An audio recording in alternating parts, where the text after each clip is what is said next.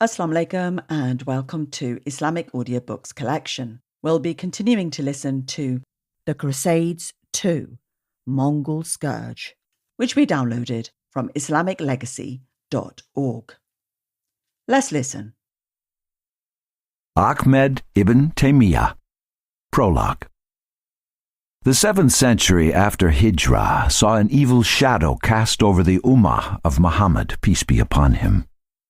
From the west, the jackals of Christendom returned once again, following the departure of the Kurdish Sultan Salahuddin Ayyubi.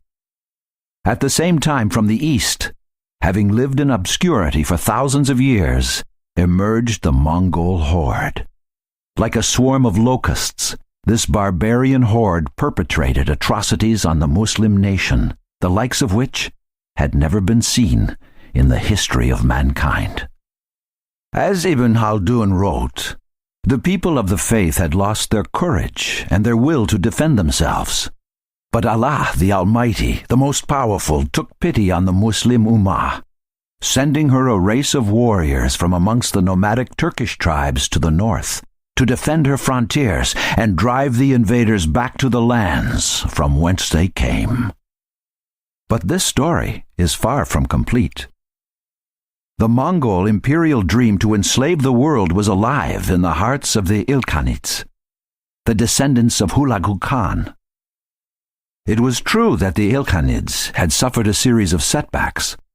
The losses at Ain Jalut and Hims, the internal civil war with Berke Khan, who had converted to Islam and led the Golden Horde against them, and the skillful tactics of Sultan Baybars along the Mongol-Syrian border that had destabilized Ilkhanid control over the area. But these were only temporary setbacks.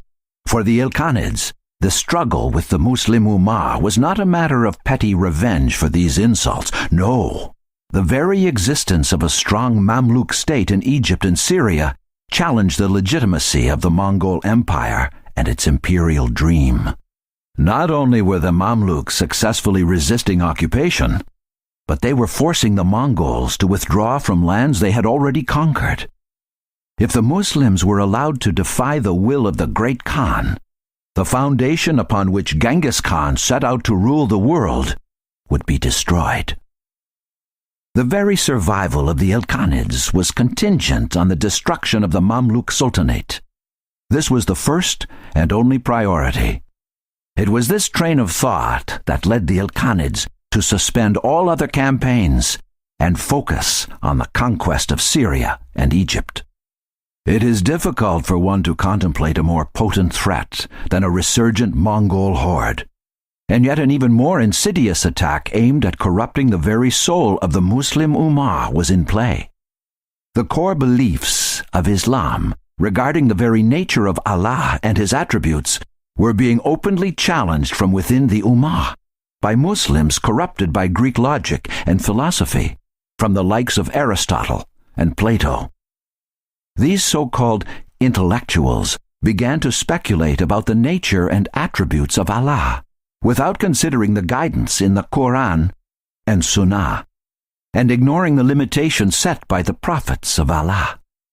To combat this movement, another group of intellectuals arose that tried to counter the philosophical arguments. But not only were they unsuccessful in their goals, they became corrupted by the very same mindset and methodology of thought. The impact of this line of thinking on the Muslim Ummah was devastating. Much of this philosophy was adopted by mystics that proceeded to mix the true Islamic belief with these heretical ideas and concepts. These were then thrust upon the unsuspecting people of the Ummah in the form of secret rituals, magical spells, and charms. Further corruption came from fringe sects and foreign religions. Amongst the Christians, a new evangelical movement sought to criticize Islam and set up Christianity as a viable alternative. A number of Christians of European origin began to criticize the Prophet Muhammad, peace be upon him, directly, and challenge the Muslim Ummah to debate and argumentation. The practices of the Christians and Jews also began to filter into local Muslim communities. Among them was the polytheistic concept of attributing divine attributes to holy men. Unfortunately, those responsible to preserve the sanctity of Islam were themselves embroiled in factional conflicts. The four schools of jurisprudence had already been well established by this time, and the cadres of jurists that stemmed from these centers of knowledge became fixated on their own respective schools of thought.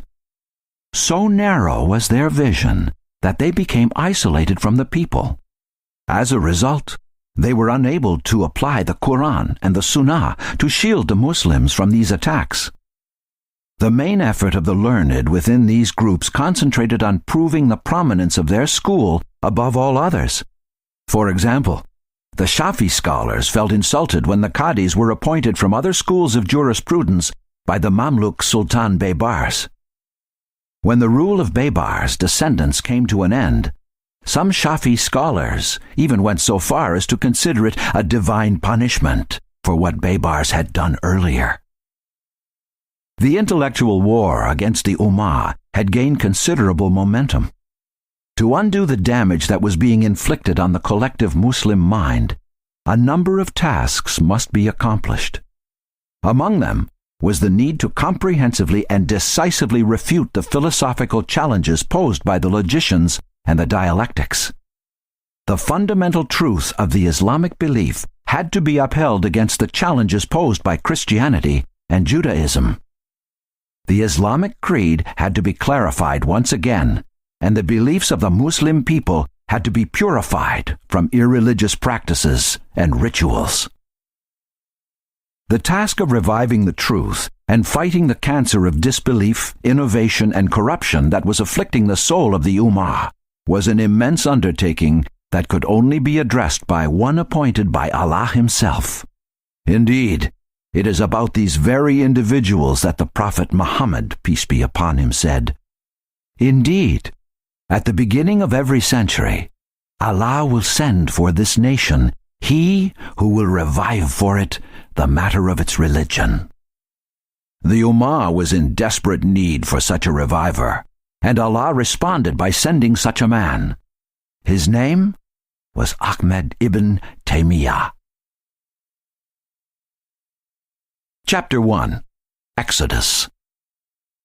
Ahmed Taqi-ud-Din ibn Taymiyyah was born in the reign of Sultan Baybars, 3 years after the Battle of Ain Jalut in 661 Hijri, or 1263 of the Common Era.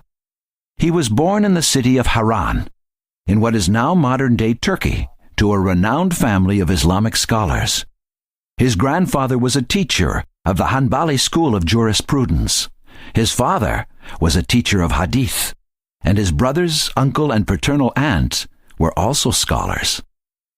When Ibn Taymiyyah was 7, the Mongol horde set out to attack his birthplace of Haran. Along with the general populace of the time, the family of Ibn Taymiyyah fled towards Damascus. The terrifying stories of punishments and torture had made their way across the Muslim lands.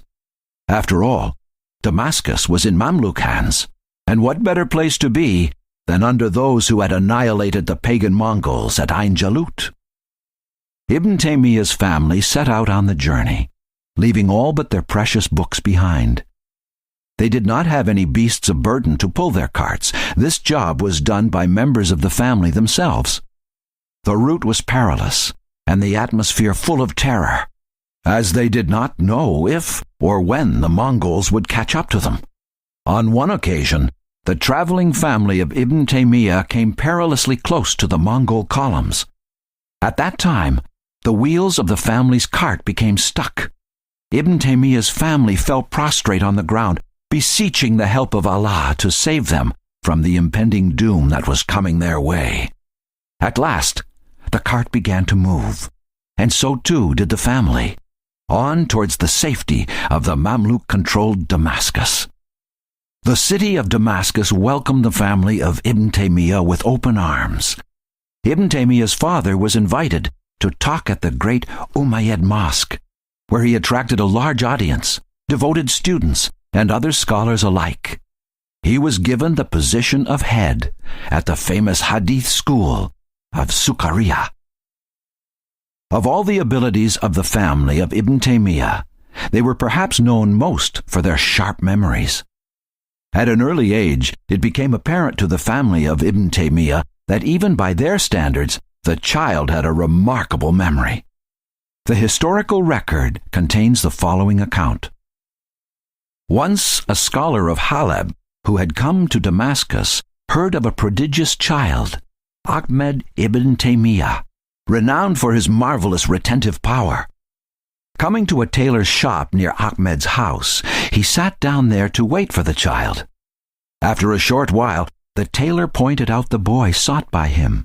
He summoned the boy and asked him to wipe off his tablet so that he could write on it. The boy handed over the clean tablet to the scholar, who wrote 11 or 13 traditions on it, and then asked the boy to read them once carefully. Now the scholar took back the tablet and asked the boy to repeat what he had read. The boy repeated them all without a single mistake. The scholar got the tablet, wiped off again, and wrote thereon a few transmitting chains of the traditions. The boy went through these and again repeated the whole thing. Astonished at the feat of the boy's memory, he remarked, "If God wills him to live, he would be a genius without a peer in the whole world." It was natural that the young Ahmed would be interested in Islamic scholarship, given his innate abilities and family background. He was able to memorize the Quran at a very young age. His father directed his studies toward the Hadith, which he memorized and studied carefully. He learnt and committed to memory all the famous books of Hadith. His father's position as head of the school of Hadith in Damascus must have proved beneficial. He was able to not only distinguish the authenticity of Hadith, but to apply them to practical problems of the common people in all aspects of their lives. Ibn Taymiyyah was constantly in pursuit of knowledge. He studied the famous 6 collections of Hadith more than once from different teachers. Similarly, he would learn the meanings of Quranic verses by going over more than 100 different commentaries of a single verse. So sincere was he in wanting to learn about the true meaning of these verses that he would prostrate himself often, supplicating to Allah, "O teacher of Adam and Ibrahim, teach me, teach me." It has been noted that Ibn Taymiyyah sought knowledge from more than 200 scholars, including several female scholars, such as his paternal aunt. His learning was not limited to religion alone, though, for he also studied many of the secular sciences of his time. For example, he mastered Arabic grammar, identifying mistakes within Al-Kitab Sibawayh, the preeminent authority on grammar and syntax. He also learned the history of pre-Islamic Arabia as that of the post-Islamic era. Though he was not a student of history, his knowledge of this field was acknowledged by historians who described the depth of his knowledge as remarkably astonishing. Such was the case when a group of Jews produced a crumbled piece of paper written in the old script, suggesting that the Prophet, peace be upon him, had exempted the Jews of Khaybar from the payment of jizya. This document bore the signatures of Ali, Sa'd ibn Mu'adh, and a number of other companions as witnesses. Some scholars accepted the document as genuine and issued a verdict that the Jews should be exempt from jizya. However, once it was shown to Ibn Taymiyyah, he immediately recognized it to be a forgery, giving at least 10 reasons for his opinion. Among these, he noted that Sa'd ibn Mu'adh had died before the Battle of Khaybar, and that the verses imposing jizya had been revealed 3 years after the Battle of Khaybar.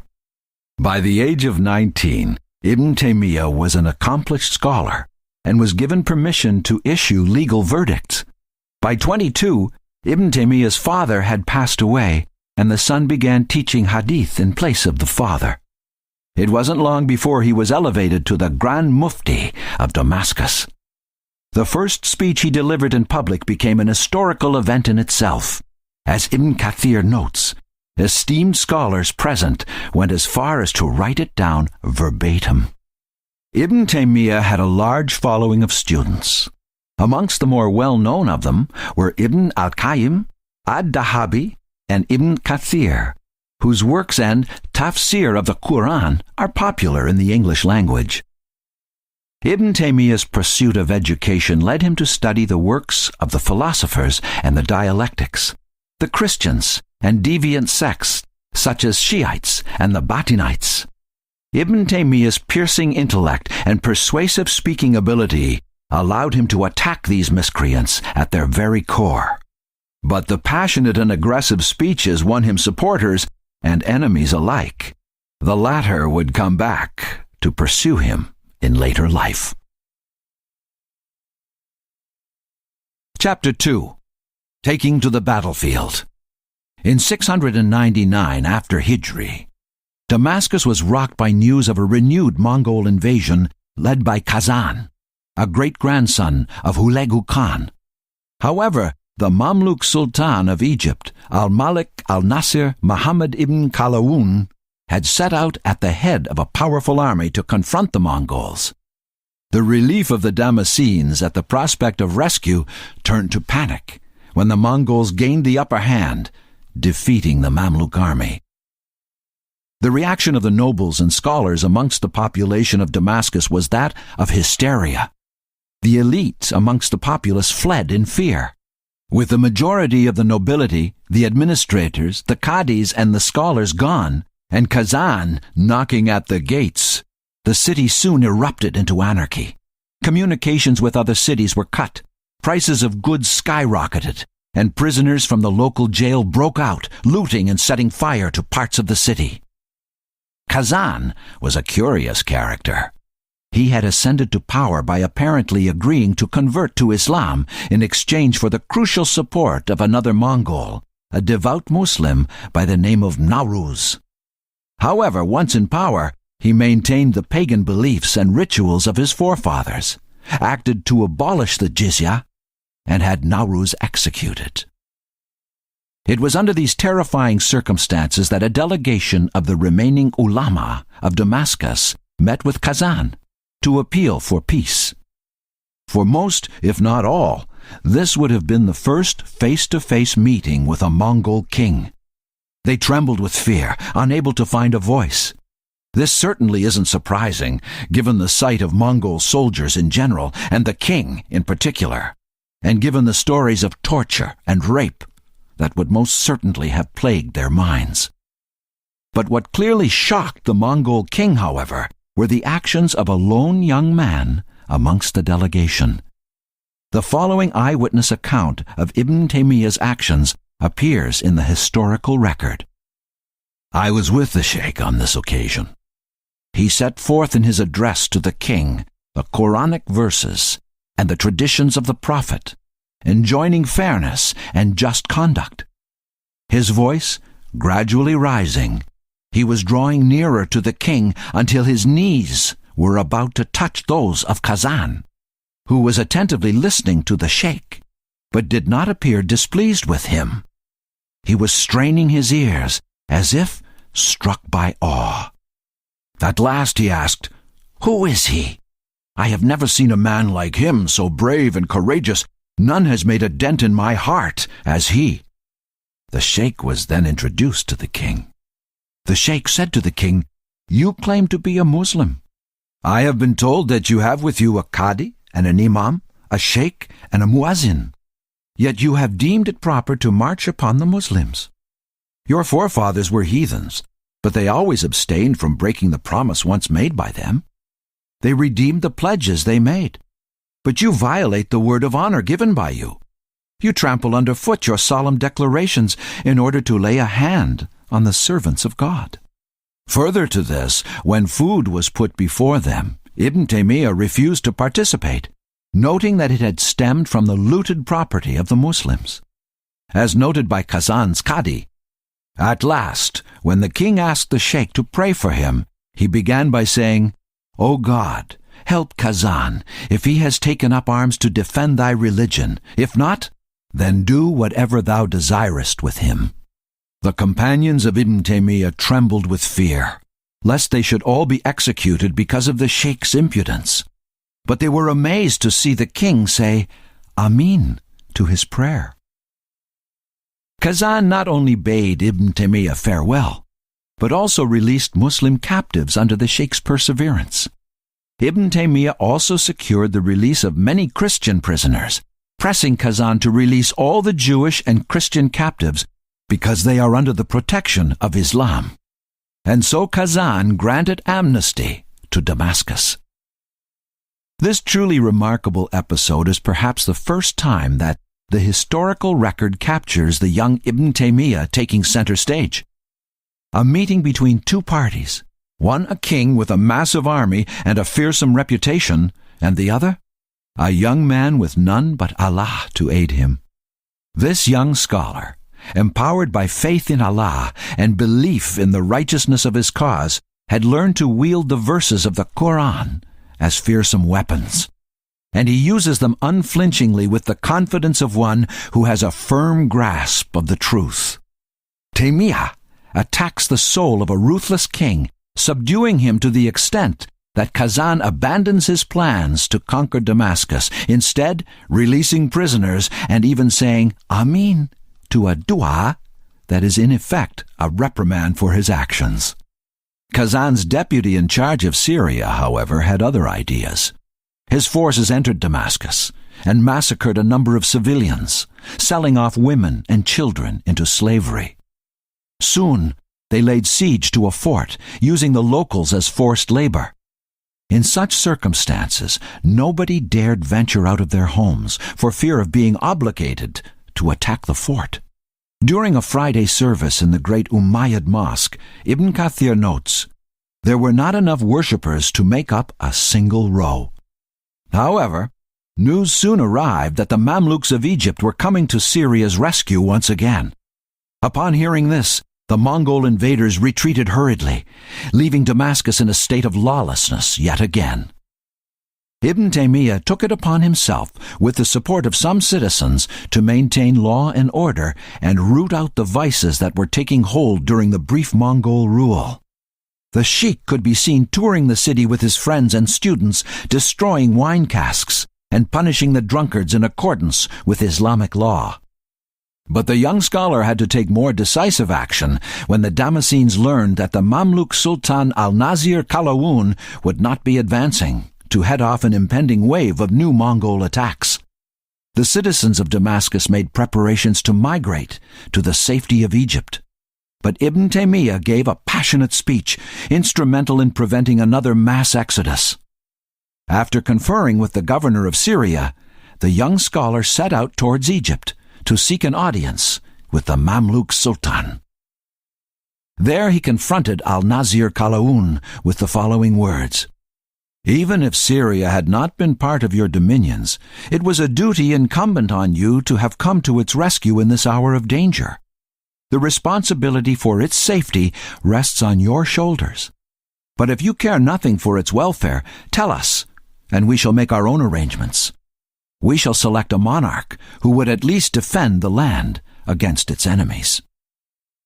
Remaining in the presence of the Sultan for 8 days, Ibn Taymiyyah managed to persuade him to come to the defense of Syria. The sheikh arrived back in Damascus only to find that a large number of residents had already fled. Their flight was in vain, however, as the Mongols themselves also turned back, leaving Damascus in peace. But this tranquility didn't last very long. In 702 Hijri, news trickled in yet again that the Mongols were setting out towards Syria. Once again, the population of Damascus began to flee in panic. This time, there would be a confrontation between the Mamluks and the Mongols. And like Ain Jalut, the result of this conflict would determine the fate of the Muslim Ummah. At this time, when it was critical for the Ummah to make its preparations and summon every ounce of its courage, an intellectual challenge was leveled against the will of the Ummah to resist the Mongols. Some Muslim scholars questioned if the Mongols should be fought at all, since they had converted to Islam. At a time when the Ummah was desperately in need of unifying its will and its determination to resist the impending Mongol incursion, this argument had the potential of confusing the Ummah, thereby sapping its strength and its moral courage to defend itself. Ibn Taymiyyah was well aware of the dangers of this argument. He acted immediately by writing an open letter to the Muslim Ummah, where he categorized non-Muslims according to their various beliefs, and then clearly stated the Islamic point of view on the kind of relationship that was legitimate with each such group. That's it for today. Please do continue to listen and support us. Jazakallah khair.